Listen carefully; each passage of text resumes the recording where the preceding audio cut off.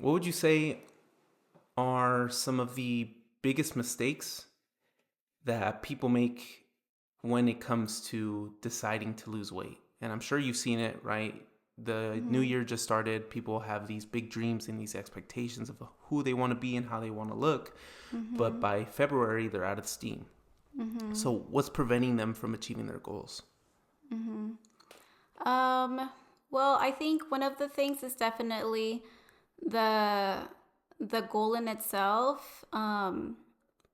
If you're relying fully on the physical goal and not the behavioral goals, I think that's where the issue is, because we all see results at a different pace, and if you're not seeing those results like immediately, like you're likely gonna give up. So, but if you change your framework, and you're looking at the behaviors, oh, look at that, like I'm getting in 2 workouts a week, whereas before I wasn't working out at all.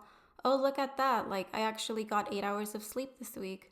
Oh, look at that, like I got in my walks. The behavioral goals, that's where the magic is, so I think that's one of the mistakes people make. um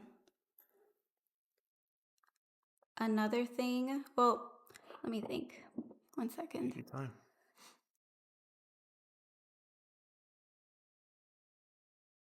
So I'm reading this book right now. Let's see if I could get it right, because I'm not done reading it yet. But it's called How to Switch Things When Change is Hard, by Dan Heath and another author, also Heath. But they talk about how there's an elephant and there's a rider. So someone riding the elephant.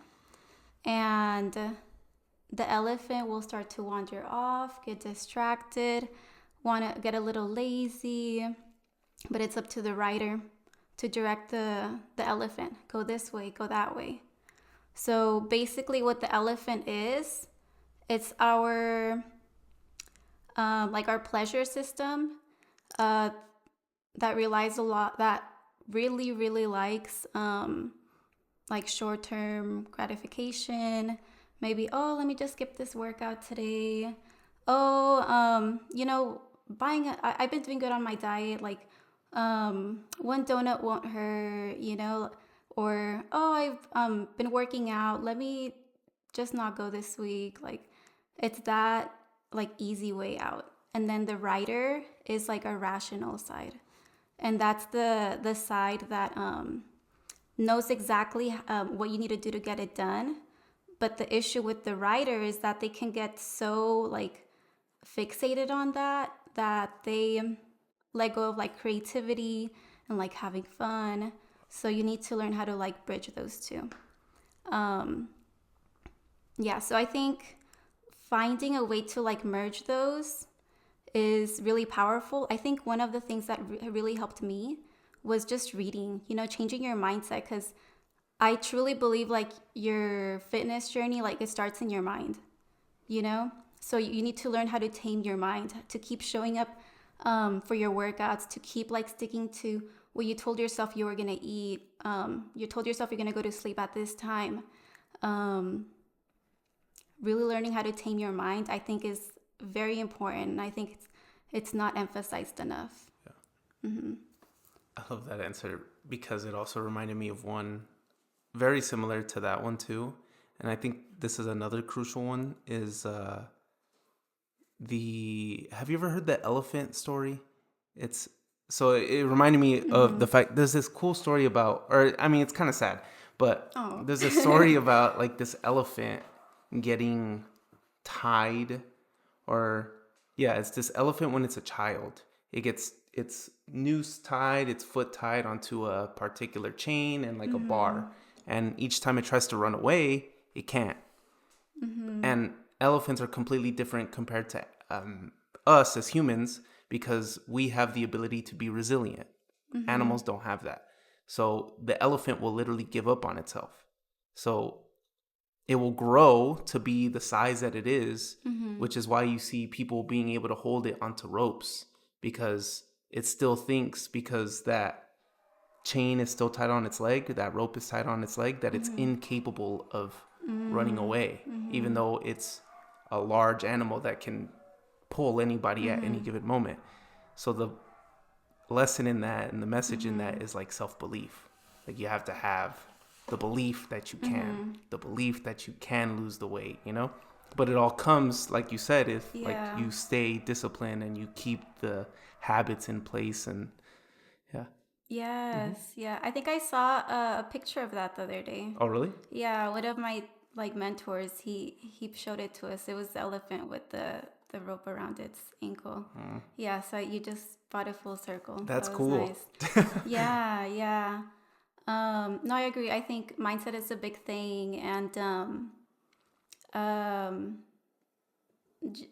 controlling how you show up. Like you can't really control your emotions, but like you can control like your physiology. I think is really powerful too. Like sitting up straight, like correcting your posture, smiling. You know, like what comes first? Is it like the happiness or the feeling of happiness, or is it your smile? You know, what comes first? Because the truth is, if you smile, like you immediately feel a little bit of change in your emotions, you know? Yeah. So what you can't control is your physiology, and like being aware of that, like if you're hunched over, like closing your shoulders, making yourself small, like you're closing your energy, you know? And that's like another thing that I do in my practice is I help people correct their postures. So especially now when we're like always on our computers, on our phones, like we're constantly hunching ourselves over, and then we're hurting our necks. We're creating like tingling sensations down our arms, you know? So I think that's another thing I would advise people starting their fitness journey is try to create a program catered to you, or find a coach that's going to help you create a program catered to you. That's going to help you correct your posture, prevent you from getting injured when you actually are in that journey. Because so part of like being a holistic lifestyle coach is I'm looking at you entirely. So you tell me your goals, but I'm looking at the 4 main doctors. So Dr. Diet is one of them. Dr. Quiet is another. So like your sleep, maybe even some mindfulness stuff like breath work or prayer, whatever it is for you. Dr. Happy, so doing things that make you happy. And Dr. Movement, so making sure that that you're getting in movement. And that's it. If you guys want to see more cool guests and more cool conversations, then go ahead and check the corner, and you're going to see a lot of cool conversations with other cool people as well. Feel free to give us a like and a subscribe so that way you can get notified for all the other upcoming podcast episodes that we have with, again, very, very cool people on the way. So if you enjoyed that one, go ahead and check out one of these.